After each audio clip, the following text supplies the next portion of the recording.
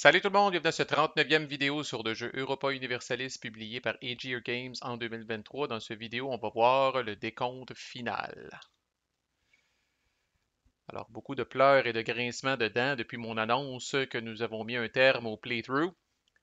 Euh, dans cette vidéo-là, quand même, je dois bien ça au jeu, là. On va passer à travers toute la routine de Final Scoring pour que vous soyez en mesure, évidemment, comme dans tous les jeux, c'est bon d'avoir ça en tête.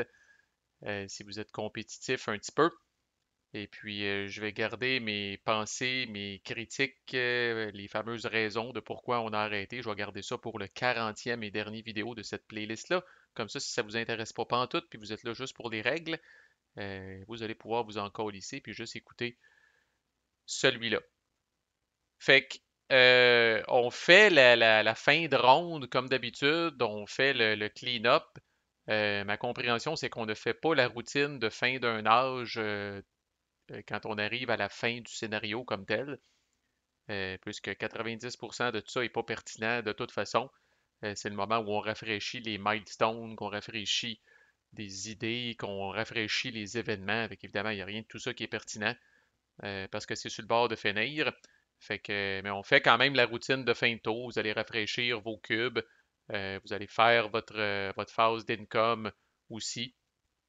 Puis il y a des petites payes de prestige aussi, là, on l'a couvert, là, la fin d'un âge. Là. Fait que ça, vous allez faire ça, puis après ça, on arrive à la fin prévue du scénario, puis à moins que ce soit un scénario wacky avec des conditions de victoire spéciales, vous allez passer à travers la routine qu'on s'apprête à voir ensemble. Fait que, puis je veux qu'on fasse ça avec notre game. Je sais bien que c'est pas la fin pour vrai. Il y a bien des affaires qui auraient pu se passer dans la huitième ronde. Je pense pas que ça aurait changé le gagnant ou la situation finale. Fait que c'est pour ça qu'on va le faire. De toute façon, on doit bien ça à notre playthrough, là, de voir comment que ça aurait fini ou à peu près. Puis je trouve ça intéressant parce que si on regarde, mettons, un observateur intéressé qui regarde ça, dirait: Oh, Chris, on va avoir tout un finish, style. On a le français qui était 42, puis on a l'anglais puis l'espagnol qui sont sur un pied d'égalité à 39. Quelle lutte à trois pour finir, alors qu'en fait, il y a aucun doute sur qui va gagner ça, puis vous allez comprendre pourquoi.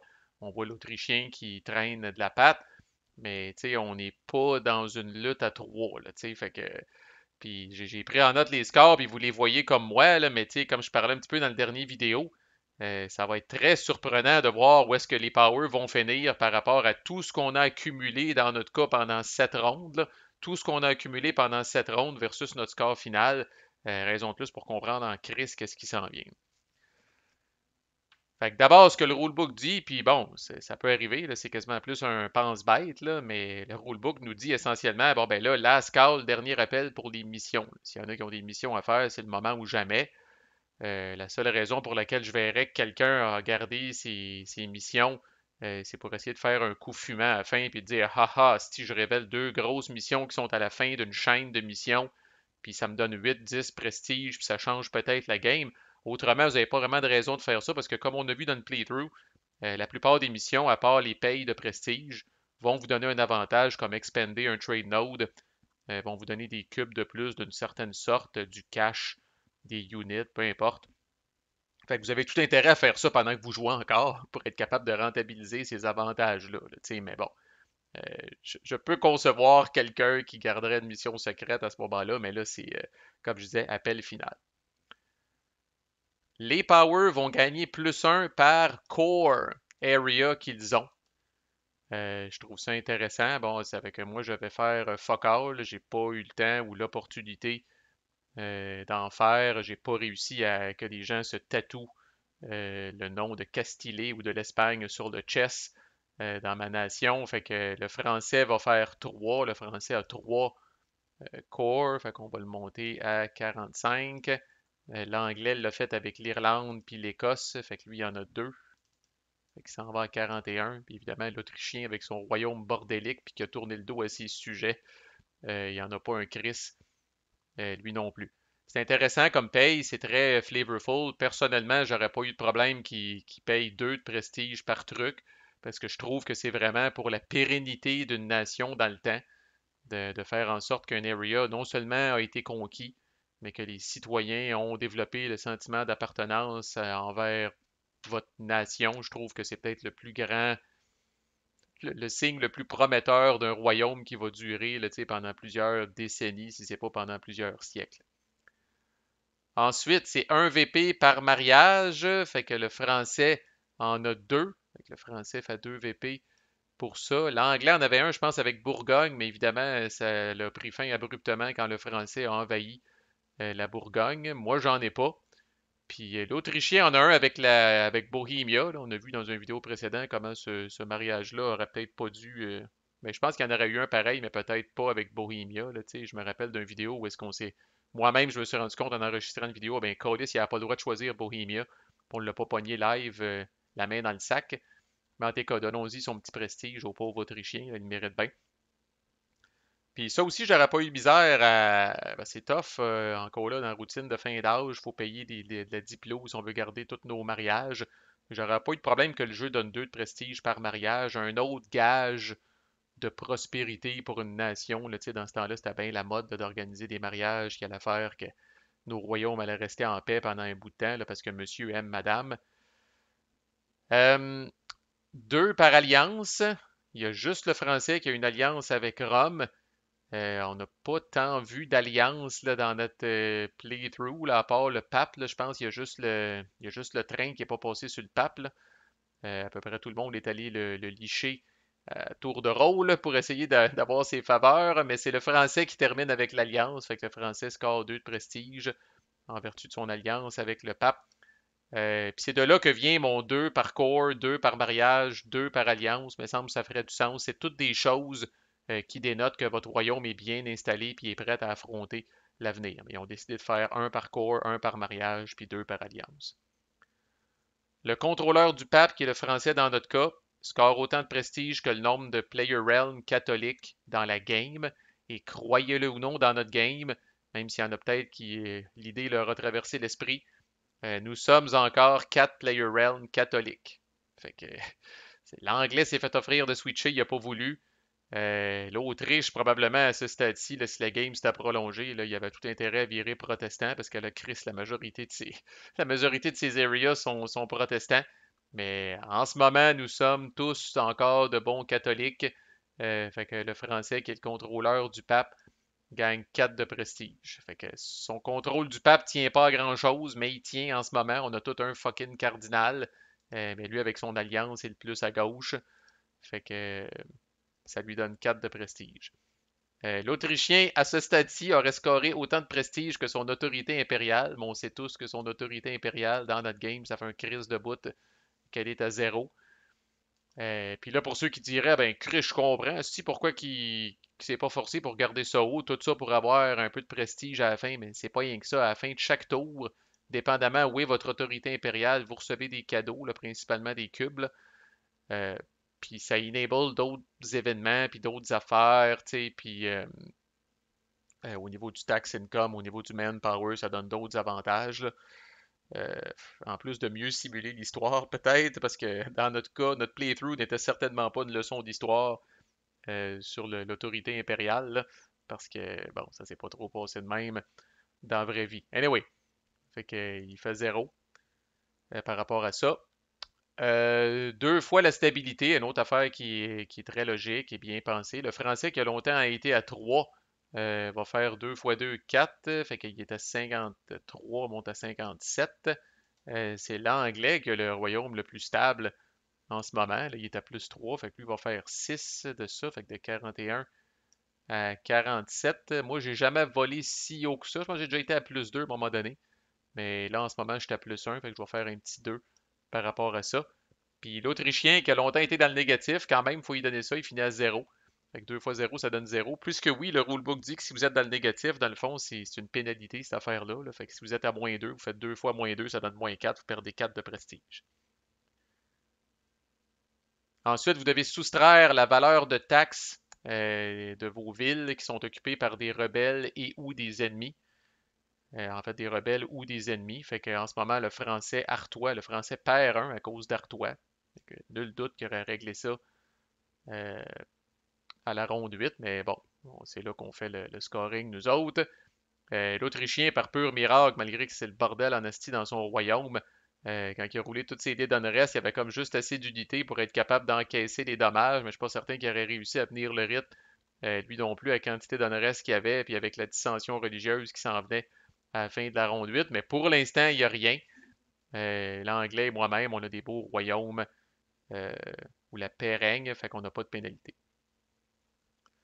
Bon, -1 pour les prêts, puis encore là, on va le faire, mais tu sais, on regarde le cash que le français a, c'est sûr et certain que comme nous autres, il aurait regardé le final scoring, puis il aurait dit, oh tabarnak, j'ai tout intérêt à payer mes prêts. Ceci dit, je pense pas qu'il y a de fenêtre pour payer les prêts après l'income. Fait que vous pouviez pas, tu sais, si le français avait voulu payer ses prêts, il aurait fallu qu'il fasse ça avec le fric qu'il y a présentement, quand même. Sinon, c'est pas la fin du monde, c'est -1 de prestige par prêt. Fait que, mettons qu'on y va encore de même, le français perd 3. L'anglais en a un, fait qu'il perd un. Moi, j'en ai pas. Puis l'Autrichien en a un. Fait que, sous toute réserve, je pense qu'il se serait occupé de ça, toute la gang. Mais bon, allons-y de même. Et la plus grosse paye, j'ai fait exprès évidemment pour la garder pour la fin. Puis je vais le faire dans l'ordre des power, dans l'ordre du finish, l'ordre inverse du finish, je devrais dire. Fait que je commence par l'Autrichien. Vous scorez du prestige égal à votre valeur de taxe, autant de vos petites villes, de vos grosses villes que de vos vassaux. Fait que dans le cas de l'Autrichien, quand même, c'est 29. Fait que tu sais, c'est intéressant, là. Fait que là, quand je vous disais, là, checkez vos flûtes, là. Fait que l'Autrichien, en ce moment, non seulement après avoir calculé les 7 premières rondes, mais d'avoir calculé toutes les autres petites gogos que je parle depuis le début du vidéo, est à 26. Puis là, il fait 29. OK? Fait qu'il monte à 55. Alors, l'Autrichien, juste avec ça, vient de faire plus de prestige que tout ce qu'il avait accumulé jusque-là. Fait que c'est ce genre de jeu-là. Alors, il faut être très conscient de ça. Euh, Moi, malheureusement, un bien beau royaume puis bien le fun, mais je ne fais entre guillemets que 25, sauf que vu que je partais plus haut que l'Autrichien, que j'étais à 41, ben là, je me ramasse à 66. L'anglais, ça commence à être impressionnant. Il y a 25 de petites villes, 6 de grandes villes, ça fait 31. Il est à 46 plus 31, ça fait 77. Plus 60, 77. Et le français, holy shit, 27 plus 16, ça fait 43. Et 43 plus 53, ça fait 96. Alors, faut redescendre en bas, il a fait le tour de la cassette. Que j'ai dit 96? En tout cas, ouais, il est assez haut. Euh, Fait que ce serait notre finish. Fait que le français gagne, c'est même pas proche. Fait que comme on dit, le 96 par rapport à 77, ça veut dire quoi? 16. 16 de prestige d'avance quand même sur son plus proche concurrent. Moi, je suis 10, 11 en arrière de l'anglais, puis on a l'Autrichien qui traîne de la patte encore un petit peu plus loin en arrière. Fait que, encore là, rappelez-vous, le français a commencé, avant qu'on fasse ce décompte-là, le français était à 42, puis il finit à 96. Fait qu'il a plus que doublé son prestige. Fait qu'il faut être conscient de tout ça. Même si c'est des gros scores, bon, si jamais vous avez une égalité, le premier tiebreaker, c'est le Monarch Power, donc le nombre de cubes que le Power a en ce moment. Puis je rappelle que vous êtes passé à travers l'income, fait que ça démontre à la limite là, la force de votre ruler puis de vos advisors pour la suite des choses. Puis ensuite, c'est le fric. Puis après ça, ben, les joueurs qui sont encore égales, rendus là avec les deux tiebreakers, se partagent la victoire. Fait que le mot d'ordre, c'est expansion, expansion, expansion. C'est ça qui paye. Dites-vous que chaque ville que vous prenez, chaque officiellement province que vous prenez est l'équivalent d'un point de victoire à la fin. Si c'est une grosse province, ça vaut 2 points de victoire à la fin. Mais c'est vraiment ce qui a fait la différence en bout de ligne. Fait que oui, les milestones, oui, les missions, je vous dirais à la limite, c'est plus pour vous donner des objectifs à court terme, vous donner un petit but, des petites courses intéressantes à faire entre les joueurs, mais c'est vraiment l'expansion qui va être le gros facteur déterminant à la fin, là, entre le 43 du français et le 25 à moi, il y a quand même 18 de différence. Puis si c'est pas perdu, vous faites ça aussi pour avoir plus de fric. Avec plus de fric, vous recrutez plus d'unités. Avec plus d'unités, vous faites encore plus d'expansion. C'est sûr et certain qu'au niveau de l'anglais, tu sais, comme historiquement, une fois qu'il a pris sa grosse île puis sa petite île à côté, là, ben là, s'il veut continuer de s'expansionner, il y a deux choix, là. Il débarque sur le continent ou il fait encore là un peu comme c'est arrivé historiquement, là, mais de la colonisation de continents distants. Parce que le français se serait mis à lui aussi manquer de place puis à clasher avec l'Autrichien. On ne le saura pas parce qu'on a arrêté. Même si on avait continué, je pense pas qu'on aurait vu ça. Mais je vous parle de tout ça dans le 40e et dernier vidéo de cette playlist-là. Les raisons pourquoi on a arrêté, mon opinion, ma critique du jeu, qu'est-ce que je trouve qui est qu'est-ce que je trouve qui est bon, qu'est-ce que je trouve qui est moins bon. Fait que, hey, il manquait pas ça, on lui doit bien ça à Europa Universalis. Fait que je vous vois aux dernières vidéos. À plus.